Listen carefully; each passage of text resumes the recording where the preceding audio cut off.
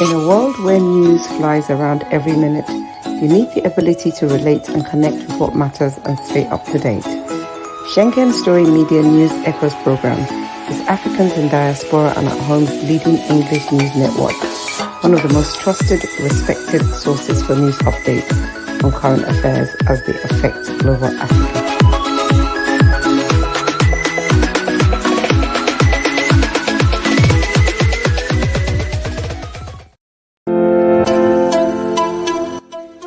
SSM's Wednesday Global Africa program brings to you our news stories, exclusive reporting, and SSM perspectives on the day's top news.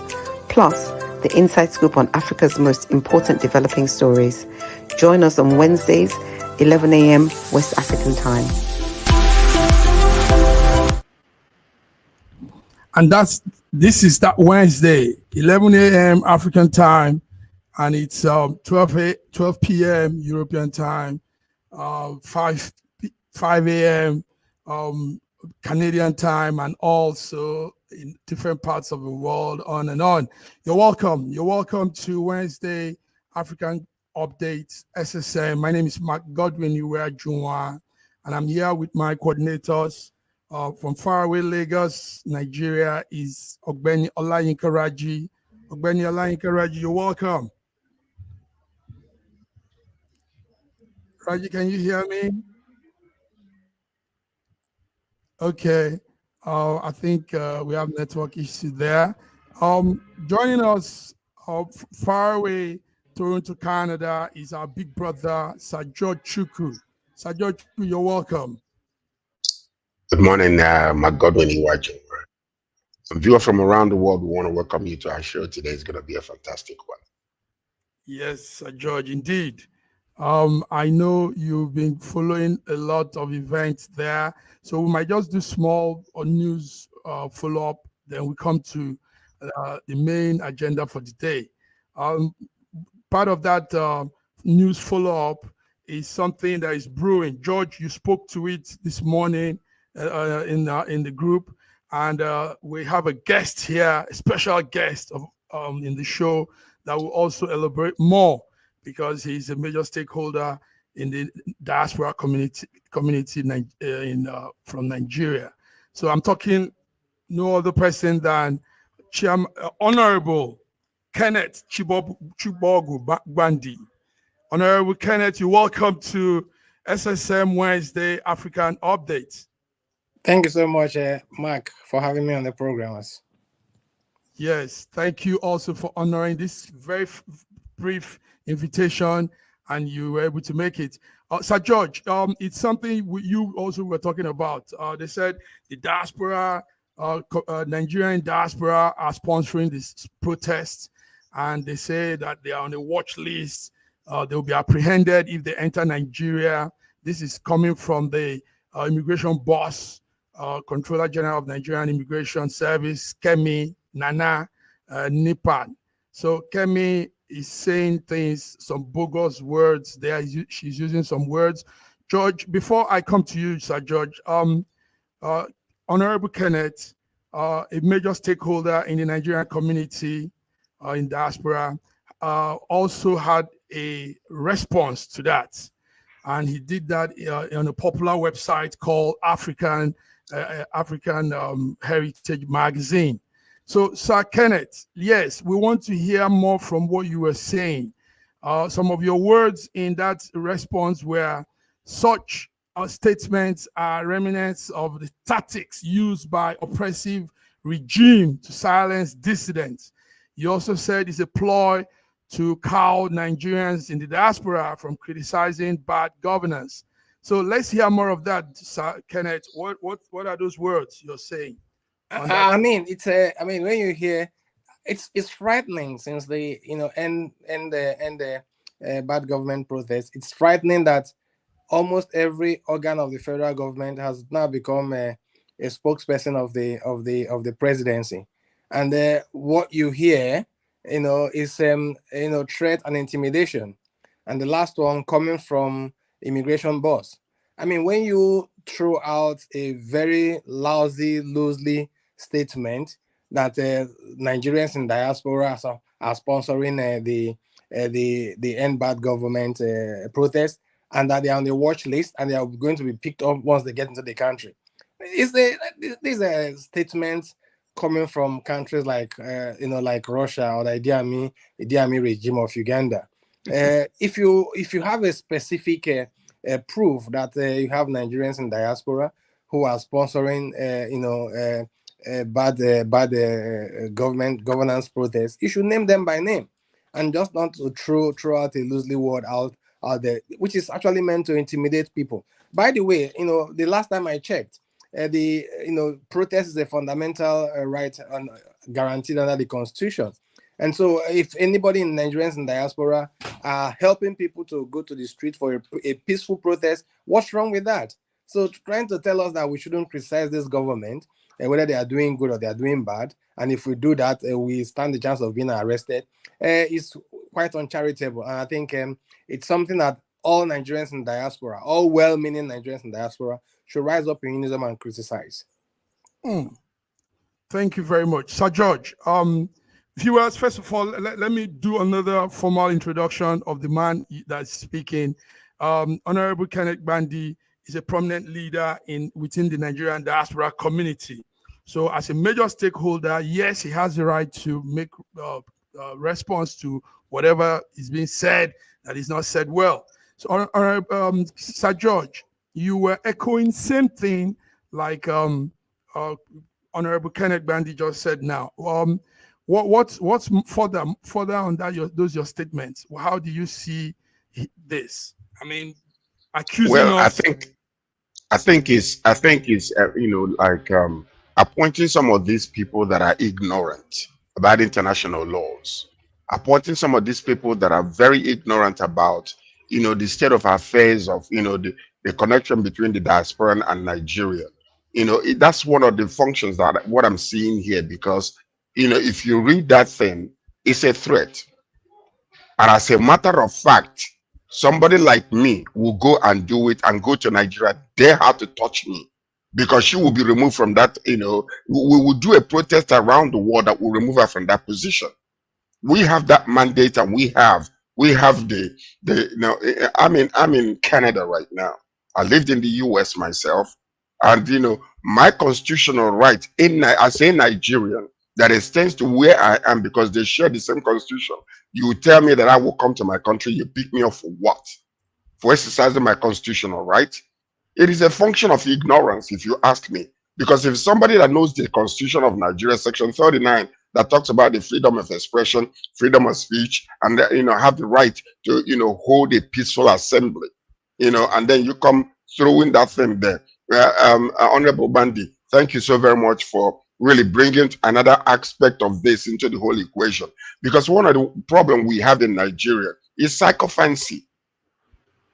That's what it is. Every department wants to come out. The military is coming out and threatening. The police is coming out and threatening. At the beginning of this particular thing, since the announcement of this protest against the bad government, what we have seen is not saying, okay, go and do your protest. Please make sure that it's according to the law. Do this, do that, do that. Everybody is coming and throwing stones already, demonizing the constitutional rights of Nigerians to go out there and do what they're supposed to do.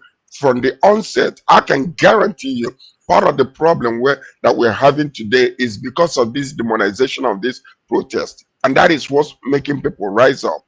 Such statement will make me, I will do one here and go to UK and do another and dare her to touch me where there is no violence. She would dare not, because internationally, they will put it on her. Canada will come after her, and she will not be able to travel out of Nigeria to many of the countries. We have the right, we can do it and put our name out there. So let's be enlightened and educated about some of the things that we say out of our mouths, because the more they talk, the more their ignorance is exposed.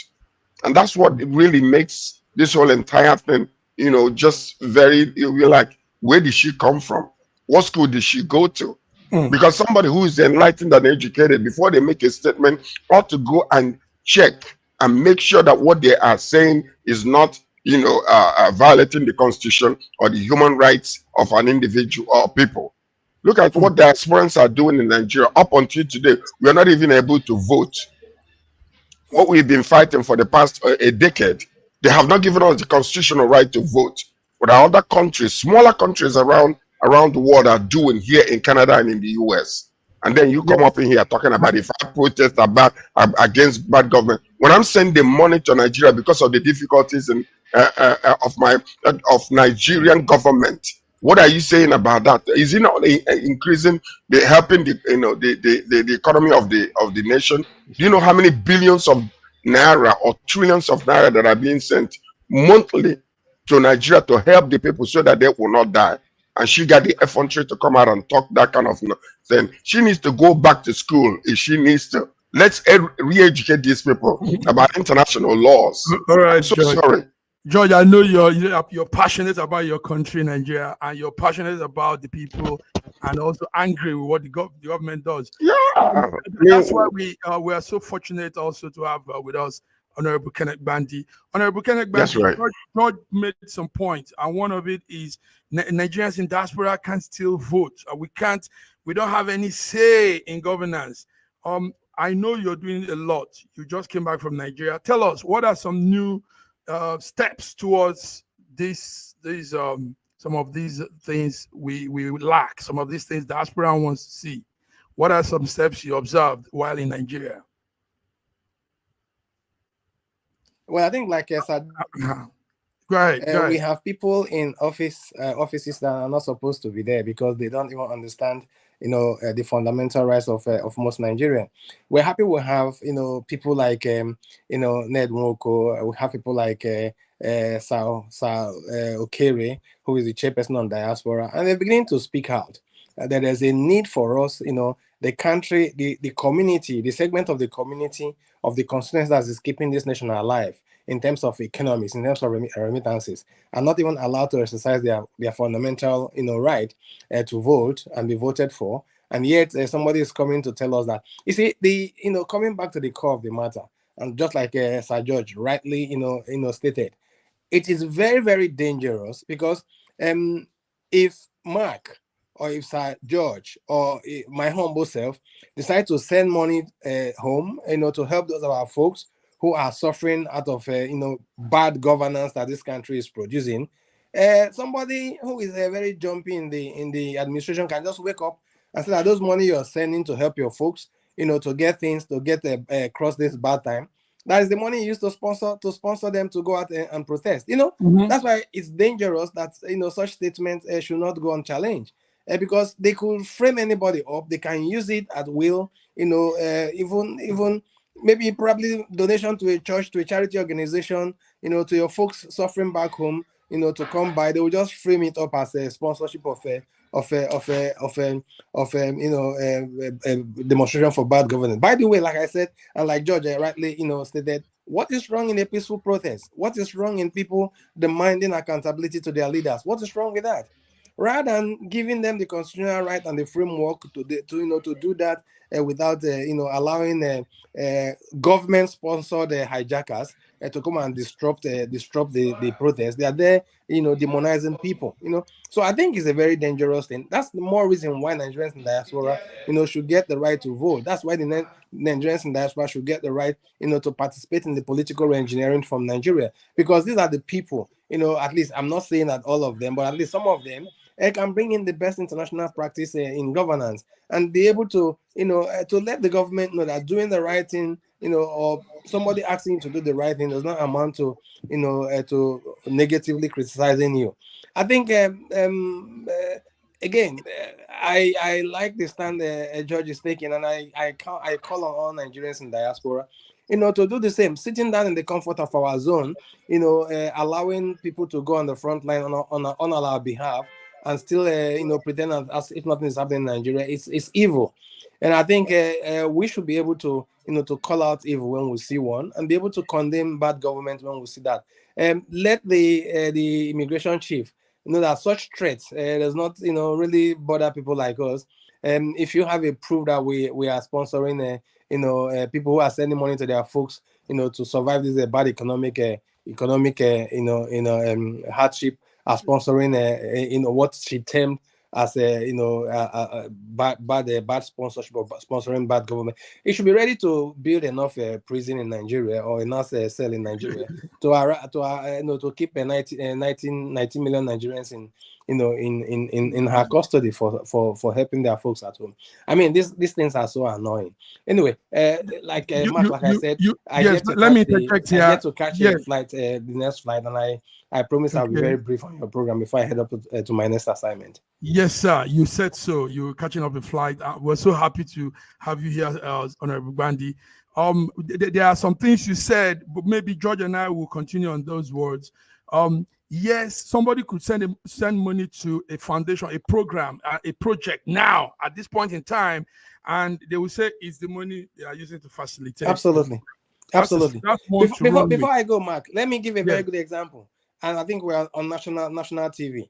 Yes, I remember that when my administration under Nigerians in Diaspora Organization in Europe, when we secured $2.5 billion US, I repeat, $2.5 billion US for housing projects in Nigeria, somebody in the presidency got up and said that the money was meant to be to sponsor IPOB. And that was how, rescuing Nigerians from hard economic, housing problem was just that, so people can, such things are very, very dangerous. And I think every well-meaning Nigerian should not just sit on their comfort zone and allow it to go unchallenged. Honorable Bandy, let me just sound a serious warning to the government officials in Nigeria.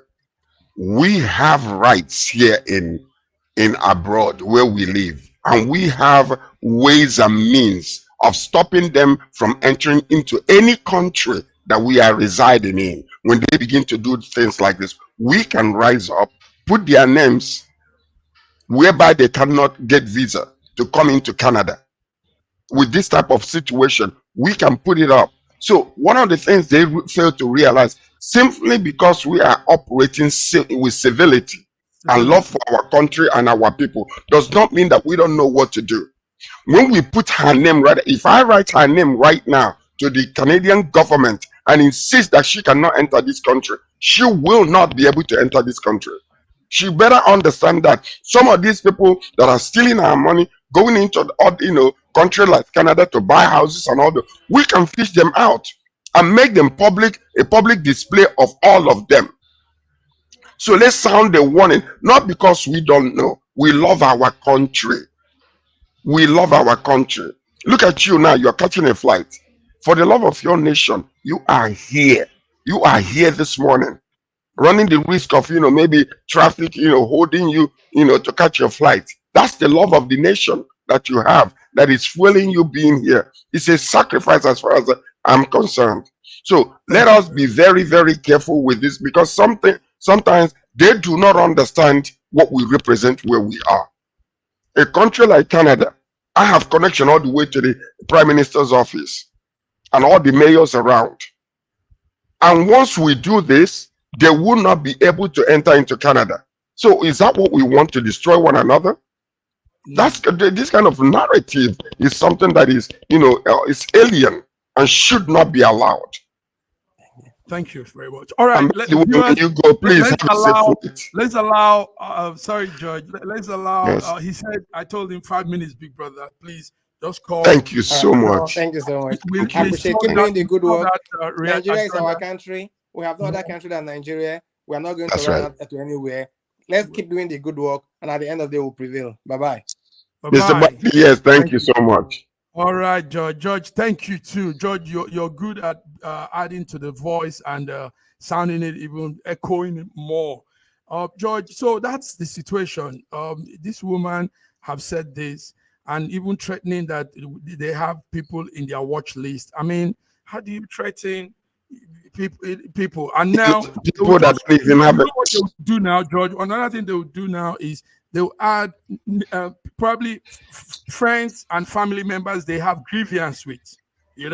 She'll just add it to the list and say, yes, this one too is sponsoring them. Maybe grievance on other matter, on different things, and they'll just mobile up all people and say, these are the people sponsoring the protest. Crazy. Let's welcome Olayinka Raji. My man. Okoro man, Olayinka Raji.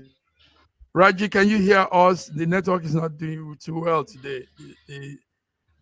the Are internet. you sure they're not fighting him? Raji, have they started putting you on the watch list? I can hear you loud and clear. Okay. I can hear you loud and clear. I hope. Go ahead. I don't know, because this link has been very, very unstable for the past 1 hour. So but I listened to a lot of what Honorable Gandhi is saying, and please let me say that I've never met Honorable Gandhi before, but I've had so much respect for him during the politics. Every time he says something, I listen to him. Honorable Gandhi, I wish you God's strength. I wish you continued sound health. Now, I wish that you be yes, under the government of Delta State.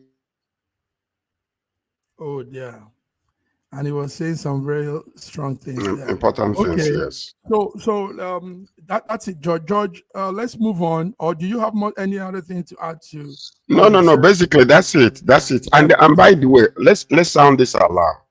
If I'm coming to Nigeria and I go to the embassy, Nigerian embassy, and I'm using my Canadian passport or US passport to come to Nigeria, and and then I get a visa to come to my own country, nobody dare touch me.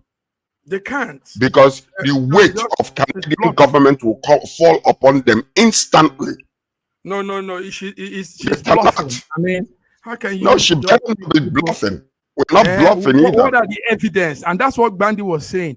Let her bring evidence. Let's see those that the list and what they did, how they now assume that they sponsored protests. So they have to have a list. You don't just wake up and say somebody sponsored protests when you're not sure about that. Okay, George, let's move on. George, let's talk about what's happening close to you there. Kamala Harris has picked her running mate, and they did their first campaign appearance yesterday in Philadelphia. What do you know about Tim Walz? What's the story? What do you know, George? What have you? Yeah, Governor of Minnesota. He's not. He's a very powerful man, but very quiet also.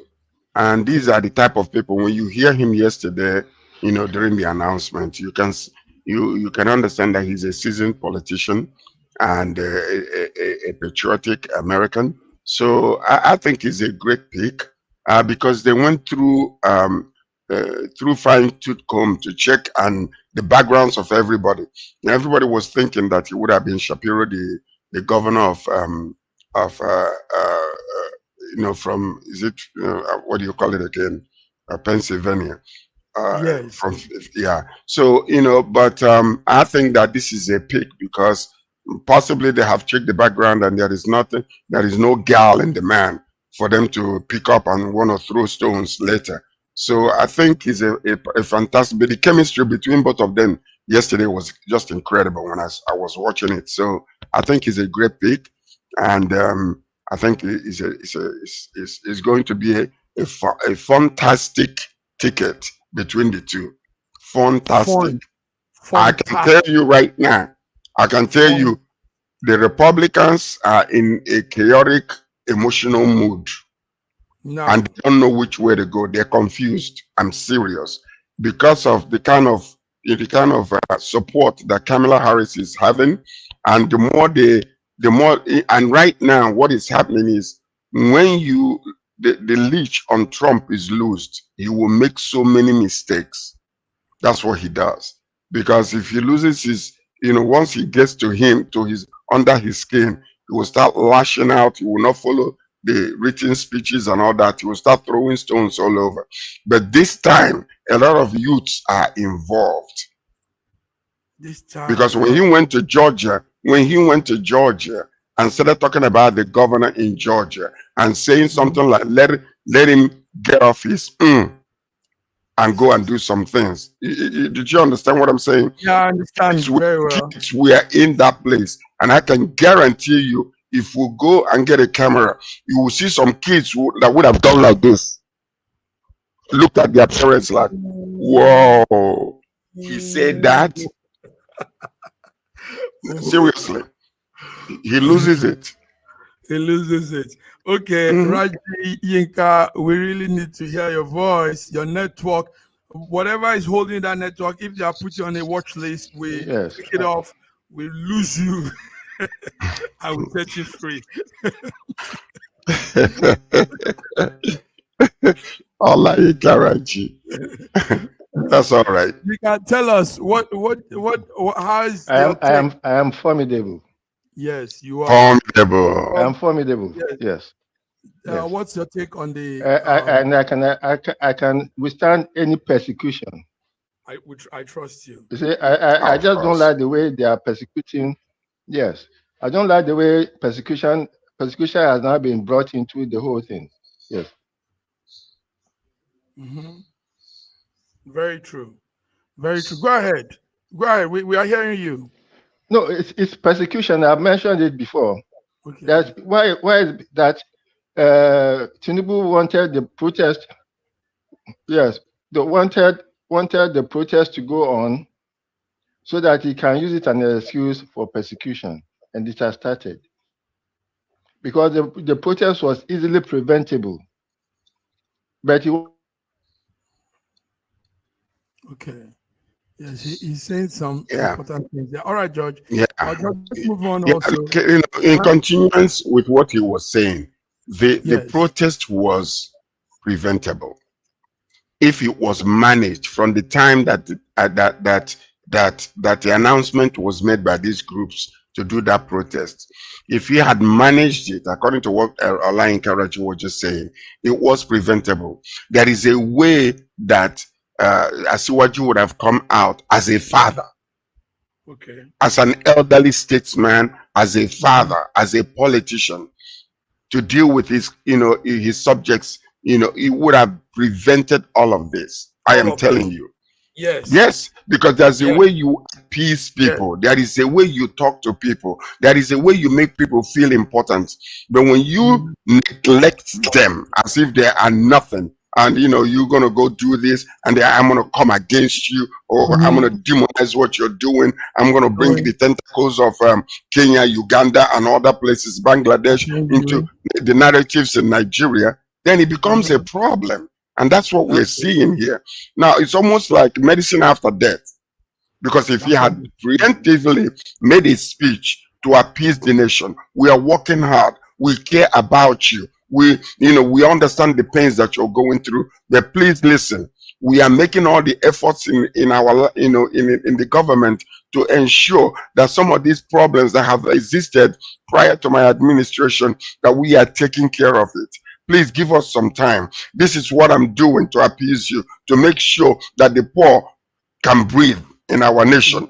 This is what I'm doing, and this is what I'm doing. I'm curtailing this, I'm doing that. You would have seen the whole entire place. Everybody will be singing his praises. But he ignored the whole entire thing, unleash all his sycophants, from different departments of the government to come and attack. And people will feel like you are no different from me. You are working for me. You might be an executive president, but I employed you there with my vote. You work for me. So, and that is the difference in the governance in Nigeria. I am friends with a governor, a mayor in this city, in a neighboring city here. I go to his office all the time. He's a mayor. But yet, if you see this man, he is a servant leader. That's what Nigeria needs to learn. That you are there not to exercise authority and, flex your muscle. No, you are a servant to the people. You are a servant to the people. Thank you, George. Listen to this. I'm going to give one more. After the reign of Solomon, which was the greatest reign in the land of Israel, his son Rehoboam came and wanted to listen to the old people authority. Old people say, if you want to serve these people, you better give them what they want. If you don't give them what they want, you're going to be ruling yourself. Now, what happened? He went and listened to the young people who told them to go and tell them, if my father was a cockroach, I'm going to be a scorpion. Yes. What happened? The nation was divided, 10 against 2. So Then I we did. better be careful and know how to handle our nation. We love our country. Nigeria is the greatest country in the whole entire world. If Nigeria is the way it's supposed to be, I will be there today. Thank Yes. you, George. I have no reason to be Let's anywhere else but in my country. Good. Viewers, yes, you're tuned to SSM Wednesday African Update. We've had some real good talk here. We'll be back. Let's go on a small break. George, thank you. SSM's Wednesday Global Africa program brings to you our news stories, exclusive reporting, and SSM perspectives on the day's top news. Plus, the inside scoop on Africa's most important developing stories. Join us on Wednesdays, 11 a.m. West African time.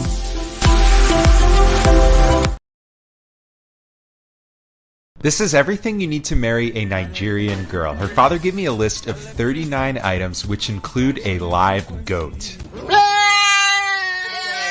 The first place I went was the bulk food market to gather the yam, palm oil, baskets of fruit, and dried fish known as ejaosan. And it's not just one yam or liter of palm oil. I am buying large quantities. It was pouring rain and I rented boots to make it through the mud, but it is worth it to marry my beautiful bride. In Nigeria, they practice dowry for marriage, paid to the family. In the Yoruba culture, each item is symbolic and not really a payment to the family, but rather proving your worth to marry her. And prove it I did by next heading to the goat market, where I spoke with a house of men to find the meatiest goat. This is the one I picked, and surprisingly, the goat at only $40 is one of the cheapest items on the list. This can't be done in one day, so after the rain cleared, I went to Mushin Main Market to find the kola nut, both bitter and regular, the alligator pepper, the adzun, which specifically said I needed to buy plenty, and bottle of raw honey, which symbolizes that our marriage will be sweet. Next, I had to gather biscuits, bulk packs of different drinks, wine, and semen schnapps, as well as a suitcase full of new clothes for my fiancé to prove I can provide for her in the marriage. And lastly, the marriage Bible, as God will always come first. It is possible to pay someone to buy these items, but for me, I wanted the experience myself. Finally, we brought all these items to the family home for the wedding day. It is not easy to marry a Yoruba girl, but my bride is strong, smart, loving, beautiful, and completely worth it.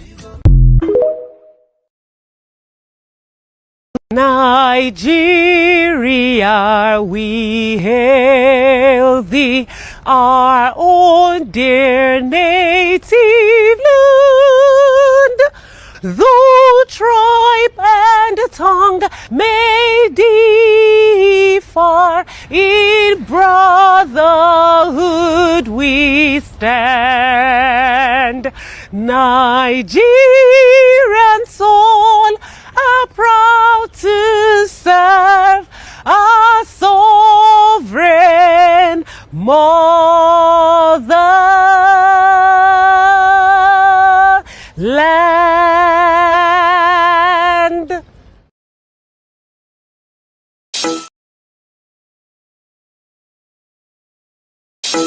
In a world where news flies around every minute, you need the ability to relate and connect with what matters and stay up to date. Schengen Story Media News Echoes program is Africans in Diaspora and at Home's leading English news network, one of the most trusted, respected sources for news updates on current affairs as they affect global Africa.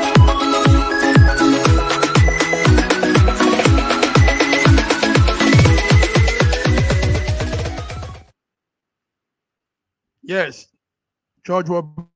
Viewer, we're back. You're back to SSM Wednesday Global Africa Update, news update.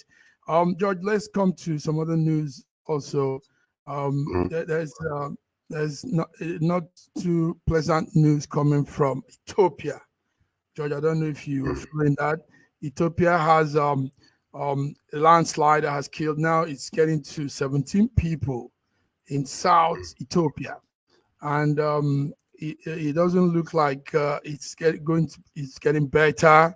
The landslide is happening somewhere in the south of Ethiopia. Kindo Didaye is experiencing landslide, and we hear that about 300 people in that town have been evacuated, and a lot of people are missing. So this is what we are seeing. Some people will say it is a global warming situation. Some people will say it's people not checking their environment and knowing what to do at the right time. But anyway, we have with us our guests, our coordinators, Raji, and also joining us from Lagos, Nigeria is BD Nana. BD, you're welcome to Wednesday African Update. Can you hear? Good morning.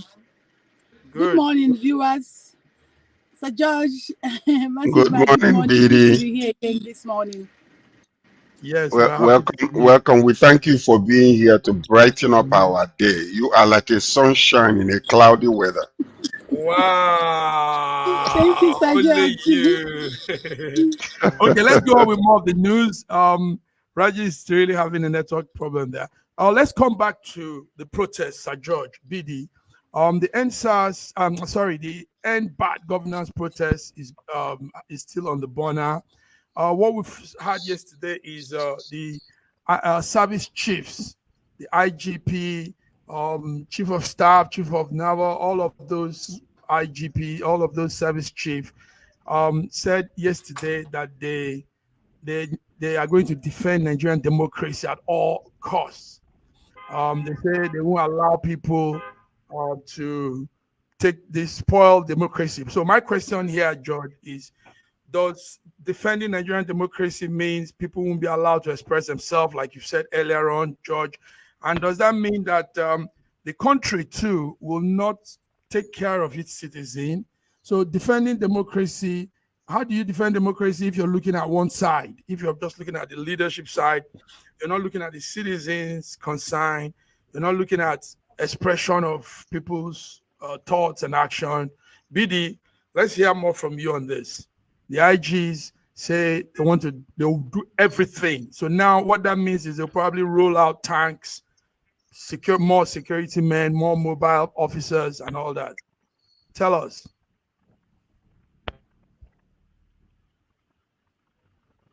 Yeah. Can you hear me, BD? To respond to Sir George, yes, you respond. Yes, you're in. Yes, go ahead, BD. George and I have been talking. That's actually what we are seeing. The president first sent them to crack down on the protesters, and the chiefs they've said that they will do that. Like you said, we live in a country where we proclaim democracy, but what we actually have in Nigeria is not democracy, because this protest actually started on 1st of August, and these people he's calling now, they saw it, and they never advised the president to at least listen to the voice of these people, listen to the voice of the masses, do something. But what they are doing now is that they are coming out saying that they are going to crack down on people, protecting democracy. Why? What is democracy? They say democracy is government of the people, for the people, and by the people. By the people. But it's obviously that what we have in Nigeria today is not democracy. Because if it's a democracy, they would listen to the people and dialogue. Now, they are saying that protesters should stop and come to the round table to dialogue. They were giving this warning of this protest for a month and 2 weeks. I was aware. The first day that flyer came out, I was aware. I noted it down. A month and 2 weeks. And the government called the Nigerians bluff. They didn't care about what is going to happen. Now this protest has started because they know that the protest will not start. You know why? The people who are saying that they wouldn't watch the democracy being destroyed. We don't have democracy in Nigeria. They keep putting every blame on PDP 16 years in power. During the PDP, we had different type of protests, and the people had their way. It was in the PDP that they had Occupy Nigeria, which this president was part of it. And when the President Jonathan reduced the fuel price, he came online and rejoiced and gave his speech. People protested. People spoke up. Look at what we are seeing today. Even the press, the media, they were abusing the media. They were stopping the media from covering events. They were telling the media that they can't be here. We saw it online. Yeah. Handling the media in a way that it's supposed not to. Do you understand? And you come to tell me you want to defend democracy. No, they are not defending democracy. They are defending their God's power. What's it called? Their father in power. Tinubu, not democracy. Because you cannot tell me you're defending democracy. When people are hungry, dying, not happy, you've ended up silencing people. Now, let me tell you, APC has spent 9 years in Nigeria. 9 years. In that 9 years in Nigeria, we've not had any successful protest in Nigeria. The only protest we managed to have by force was NSAS. You know how it ended. We all know how it ended.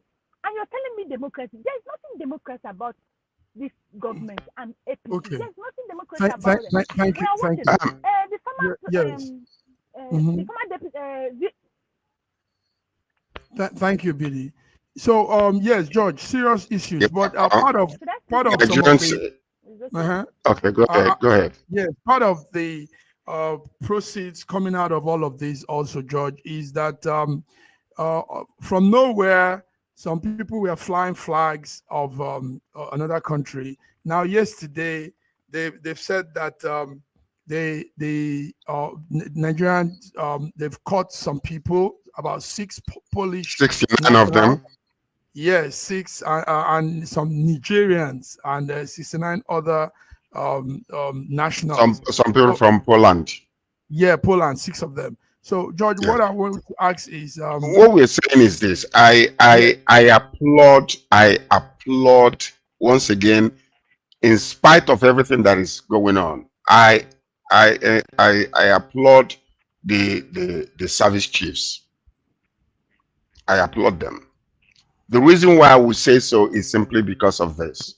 There has been an infiltration of some of the things that are happening. Look at this. In our own country, they are flying Russian flags there. It is treasonable and it's not allowed.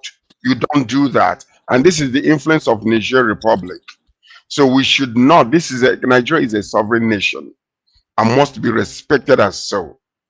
So to have indigents or people that are coming from another country or whatever the case might be to come up over here and start to dictate to us the type of people that we should have affiliations with or countries that we should have affiliations with is unacceptable, intolerable. Therefore, because of all these narratives and all these things that are going on around, that's the reason why the government, the service chiefs came out and say, we stand with you, our president, on this democratic rule, and we stand with you and we'll do whatever we can to ensure that there will not be any type of interruption or infiltration of people to bring any other type of government in our country. We love our country. We love democracy. All we need to do is to practice it efficiently and effectively for the government of the people, so that people can enjoy their nation. People are dying daily. They are not enjoying, whether we like it or not. I applaud them for coming out and standing with with their President Tinubu. They ought to, because they ought to have one voice. I love it. But let's not militarize our country by taking away the constitutional rights of people. And let's stop all these intimidating tactics that are being brought out there to prevent people from exercising their constitutional rights. We need to make sure that it doesn't happen that way. Yes, indeed, we stand with you by standing with the president that we maintain and will fight for democracy in Nigeria. But let's make sure that the fruits that come out of democracy, that the people that you are governing and enjoying it. Not because all this, all of them are in their big offices earning big salaries and people are dying. Let's make sure that we understand there is compassion in governance. They ought to exercise that. So yes, thank you, I'm George. with them. So, yeah, very good. That's what this network stands for. Viewers listening, whoever you are that is listening, federal government of Nigeria that is watching and listening, SSM stands for One Nigeria. We believe in the sovereignty of Nigeria. We are all Nigerians also from different parts of Nigeria and in different parts of the diaspora angle.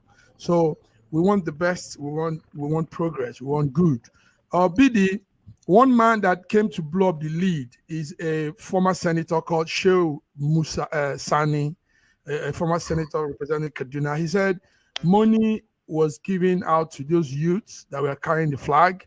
And we found out, like George said earlier, some nationals, Polish nationals, all of these people are capitalizing on that whole protest to infiltrate and turn it to something else. So, but do you think at that point the protest also should hold on, because so that we can understand what they are trying to do? I mean, maybe take over our country. BD is gone. George, do you understand what I'm saying?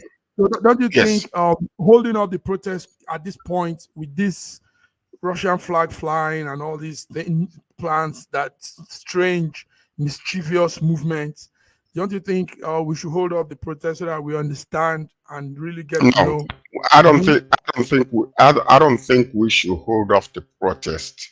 Okay. Simply because there are fake naira out there on the streets does not mean that we have to do away with the entire naira. Let's fish out the fake naira and find out the people that are printing that money and put them in jail. That's what we're supposed to do, and keep our money circulating, the real one.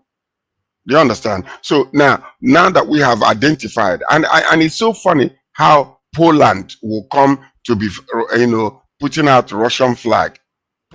Poland is afraid of what Putin is doing. They're even one of the countries that are so concerned over, Putin and Ukraine, and the possibility that if he wins Ukraine, they will be the next one to be annexed. So I'm not quite sure I understand that. I think money must have been the motivating factor here. Yeah, because some people made a lot of money by showing all these flags and giving that out to people. Somebody must have been. By the way, there is something that we really need to pay attention to, and this is very important. Okay. During the protests that we have been having, have you noticed the increase in the protest from the north and the narratives of changing government? Have you noticed that? Okay. It's not been that way before. It's coming from one area and one area alone. And part of the reason why this is, the Northerners have enjoyed the military rule and rule that comes from their own side, where the leaders have the impetus to change the whole conversation about the constitution. This constitution, 1999 constitution, was largely influenced by the Northerners. That is why the Southerners are crying. We need to change the conversation and reshuffle this whole entire constitution in order to have an even playing ground for the whole entire nation to operate from. You were saying something. Yes. I was going to say that, yes, Polish people getting involved in that strange arrangement of flying the Russian flag. Yes, it's possible, because countries do sow this seed of discourse among themselves, and they do this to create real mad confusion. So Poland could have done this so that Nigerians would say this Russia is the enemy. Russia has infiltrated into their sovereignty, and we begin to look elsewhere instead of, So yes, all of this it plays out well in when you work with some agencies, some secret agencies, and all that. This is how they play out. Throw around this kind of indicators and all this to create confusion. All right, George, let's move on. So there's still more crackdown going in Uganda. We will not talk much on that. And there is also the Kenyan protest that is still raging, having some real bad effect on their economy. So Raji, let's talk about, George. George, let's talk about, in the midst of all this, Tinubu still appoints new heads for agencies. He's still making appointments.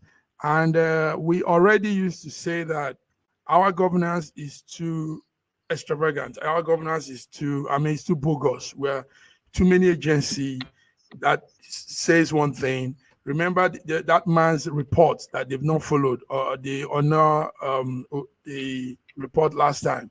and now we are adding more and more and more and more. George, what do you say? What Some I see is appointments were done confusion. yesterday. What I see is confusion. What I see is confusion. What I see is, I believe that, personally, Tinubu have a good, this man have a passion to look good, to help Nigeria. But what I think the first wrong thing he did when he entered into this administration was to announce removal of subsidy.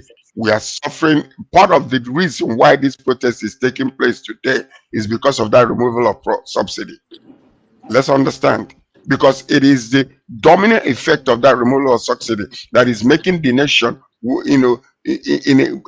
be in a deplorable state that we are in today, and that's what's fueling this. Now, him appointing more people, I believe they are in a state of quandary.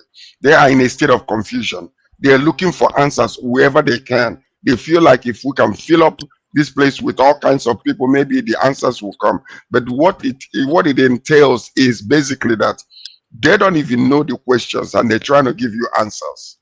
And that is what it looks like. By people are saying, shrink your government, you are appointing new people. Why can't you wait until everything dies down and then you can bring it in slowly? While in the midst of the whole entire chaos in the nation, you are appointing more people when part of the demand is shrink your government. What does that look to the people? Would it make them to calm down, or would it make them to rise up even more? Just think about it. Thank you, George. BD, we're talking about yesterday's appointment of new head of agencies. Now, what happened to the Oresonye's report that we thought will be embedded into our governance? Already, we're saying there's so much waste, governance waste, and now they are adding more agency, more departments, more organizations. BD, tell us what's your take on this? The thing is this: majority of us don't understand the man called Tinubu and how he works. Oresanya reports, he just used that thing to daze our appetite. They make us feel like, oh, this man is in the right direction. He's working with people, whereas he's just doing what he wants to do. Now, the appointment he did, it has nothing to do looking for idea. There's this, I hate to hear when people say people are sponsoring the protests in Nigeria. Yes, I know the people that are sponsoring the protests in Nigeria. I have their list, and their list is hunger, high cost of living, high cost of fuel, high cost of electricity. The lists are numerous. I can't even mention all of them here. Those are the people actually sponsoring this protest in Nigeria. Nobody started off and started sponsoring this protest. Maybe along the line, people now feel, oh, I want to be part of this. Nobody, there's nothing, these people are saying this thing just to divert attention from where it is. The appointment President Tinubu made is because he's afraid. He feels that the Northerners are against him. So if you understand that this administration, appointment means compensation. He uses an appointment to compensate people. So this appointment he did now is because he wants to use it. If you look at it, majority of the people he appointed was in Northerners. He uses the appointment to compensate people, to silence them, to make you feel, oh, don't talk. You too, you get your own share. That is what his appointment is. They don't care. They are not there to, deliberate or to brainstorm towards things that will benefit an average Nigeria. So that is just it. No one is sponsoring anything. The flag will stop flying in the north. The thing is this, one thing you people don't understand about the north. I actually interviewed one of them. He said that we are tired of US, we are tired of UK. They are our major problem. We don't want them again. That we need Russia to come and rescue us. Yeah, and I asked him, if do you think that even when Russia comes in, they will not be like the UK and the US? He said no, that their pattern of rulership is quite different. So do you understand? So nobody is sponsoring anything. The people that are flying this flag, they know their motive. That flying of flag is not part of any bad government protest. Do you understand? And somebody reliably told me that flying of flag is that they are using it as a part of N5, but they are using it to destabilize the protests. Okay. Because if you look at what is happening now, is that they are beginning to arrest people who are flying the flag. Yes. They will yes. not use it to destabilize this, and when the person told me this, you can't underestimate this government. There's nothing they cannot do. I'm telling you, the things you can't even imagine, they would do it. So if somebody told me that this thing is still an APC game plan to destabilize the protests, I might believe the person. Do you understand? So President came out in the midst of this. Now, all these people that are saying all these things, no one has even said, "Oh, sir, why don't you listen to these children?" Even if we have about more than 10 people they listed, at least attend to 2. Do you understand? He has not even attended to one. Biddy, we should not allow ourselves to get into conspiracy theories.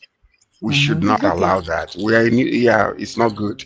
The point is this, for this group of people to come together, and start, sowing Russian flags and giving it to people, and the government has nothing to do with it. And I don't see any government who is going to go out there and shoot them. I didn't say government is part of it. I said no. You said that someone said. No, she said someone said. Yes, that's good. That's conspiracy theory. That's a conspiracy theory. That's conspiracy. We should not, allow ourselves to get into it. I mean, the point is, how can they be the sponsors and then arrest the people and put them in jail? Doesn't make any sense. That's an oxymoron. So what I'm saying is, let's deal with facts here. Not suppositions, because it's not good. That can then go out there and people start, doing all kinds of things. I interviewed. I didn't say it. She said, "What you said you would believe it." You said, but you said you believe them. So let's take this. Let's get this one from BD. BD, they said all the parks, the Freedom Park, the Peace Park in K2, all have been closed, and people are restricted from going there to do any protests. Is that correct, BD? Yeah, that's what we heard. Yes, okay. And coffee in most states have declared coffee, so no movement again. People are expected to stay indoors. Even in Plateau, now people were like saying, since the first day of this protest, Plateau State has been one of the peaceful states who have been doing this protest. They've come out peacefully, staying at a particular place, doing their protest, and they were the first states to, impose coffee on them. So people were not like, even if you want to impose coffee on some states, it's not Plateau. Plateau have not been violent. They've been peaceful. They come out, they do their protests. At the evening, they sweep and clear everywhere they go. Yes, so why imposing coffee on them? Yes. Do you understand? Okay. We saw them sweeping, cleaning up the place. Anyway, this is it, George. It's really sad. We don't know what it's about. BD, you missed the initial of the broadcast. We had a guest, and we talked about the diaspora aspect they've brought in now. And George went head on, diaspora, saying that the diasporans, Nigerian diaspora, is sponsoring the protests. You see, that's when we start lying to ourselves. Do you understand? That is when we start lying to ourselves. When we are not in tune with the people on the grassroots. God bless you. Is any reasonable human being cannot open up his mouth and say people are sponsoring this protest? Honestly, I don't know if you understand. Moreover, the woman speaking doesn't even have any evidence. She just and George went in. George really went in. George said that woman should go back to school. She needs to learn the ethics of her office and more on what she does. George, is that not what you said? That's what I said. Yes. Yes, because said it. You don't just I trust that George in that area. You don't just come and say such a bogus thing like that. That's right, Nigeria. Now, what's your evidence? And who are those? Bring the list, like our guest said, Honorable Bandi. All right, viewers. George, thank you for coming. PD, our time is up. We'll be back on Friday. George, I know the campaign trail continues, so follow up for us Friday. See, there's something I want to say before we go, please. There's something I want to say. Right. Former Vice President of Nigeria, Atiku Abubakar, actually have said to presidency that they should stop shooting protesters in the north, that they should stop shooting them, And the military have actually arrested the military personnel who shot a Protestant in Zaria. You see, I really want people in the southern part of Nigeria to see what is happening. You shot someone, they arrest the person. A military was even people who arrest them. They're interrogating the man. They've taken away his uniform from him. Now, you know what I want to bring to that? Good. During the NSAS, over close to over 30 people were killed, and nobody Much has more answered than for that. it today. Much more. They were saying What you are saying, 100 people nobody or more. has answered for it. Nobody cares about them. Tomorrow you say the North are doing you, whereas you're the people who do yourself because you don't regard your people. You don't value the life of your people. One processor has been killed in Zaria and they've arrested the soldier. But if it's in the South here, nobody cares. They feel it's gone, it's gone. Do you understand? So most times we should not blame the North. The North, in as much as we feel that not life, they don't value life, but they don't treat their people anyhow, like the way the Southerners would do. That's Thank a good one. that. That's a great one. Yes. That's a It's great true. one, George. It's true. George, Yeah. Yeah. We didn't have time to talk about the Olympics from the Nigerian point angle. Nigeria seems to be doing Friday. well. We'll talk about it Friday. Yeah, we'll talk about it on Friday. So, viewers, this is it. Thank you very much, Bidi. Bidi, you came in and you pulled it up very strong. Thank you for all you've said. Nigerians beat Canada. Oh, I beat Canada. Oh, a nice one. We beat you now. So until we come again on Friday, have a beautiful midweek. Bye-bye. Okay. All right.